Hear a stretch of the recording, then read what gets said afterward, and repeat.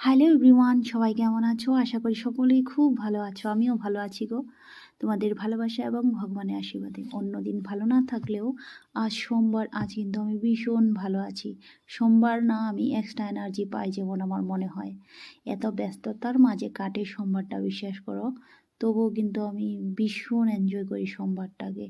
যাই হোক, আজকের ব্লগটা কিন্তু আমি রান্না করতে করতে শুরু করলাম। অবশ্যই ভালো লাগলে ব্লগটা তোমরা লাইক কমেন্ট একটা শেয়ার করে দিও। যারা নতুন আছো অবশ্যই লাইক কমেন্ট শেয়ার তো করবেই, ফলো করতে ভুলো না।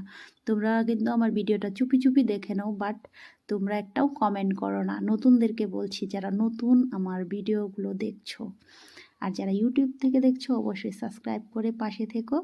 তো যাই হোক, ব্লগটা শুরু করি। দেখো আজ আমি কি রান্না করেছি। ফুলকপি, আলু আর মটরশুঁটি দিয়ে কি রান্না করেছি দাঁড়াও, দেখতে পাবে।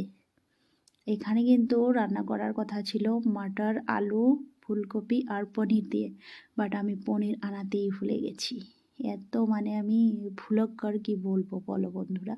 আমাকে জিজ্ঞেস করেছে কিন্তু আমি বলেছিলাম যে আমার কিছু আর কিছু লাগবে না। তারপর আর ফোন টোনও করিনি। তারপর ভাবলাম যে আমি কয়েকটা ডালের বড়ি করে এখানে দিয়ে দেব। ফার্স্ট টাইম ট্রাই করছি, বিশ্বাস করো বন্ধুরা। কোনোদিনও আমার বাপের বাড়িতেও খাইনি, এখানে তো খাইনি। তো এই যে দেখলে ডালগুলো আমি কিন্তু পেস্ট করে নিয়েছি, তারপর আমি বড়া করে এখানে দিয়েছিলাম।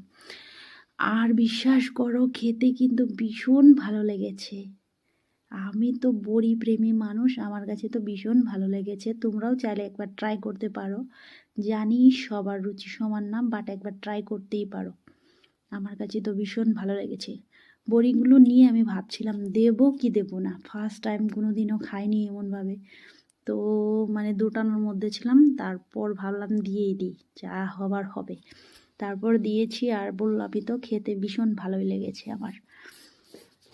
তারপর আর কটা বড়া ছিল সেগুলো আমি ভেজে নিলাম। দেখো তরকারির কালারটা কি হয়েছে, দেখতে যেমন সুন্দর, খেতেও কিন্তু ভীষণ টেস্টি হয়েছিল বন্ধুরা। এমনি এমনি বলছি না, তোমরা একদিন ট্রাই করে দেখো। তারপর আর কটা বড়া ছিল সেগুলোও ভেজে ছেলেকে খেতে দিলাম।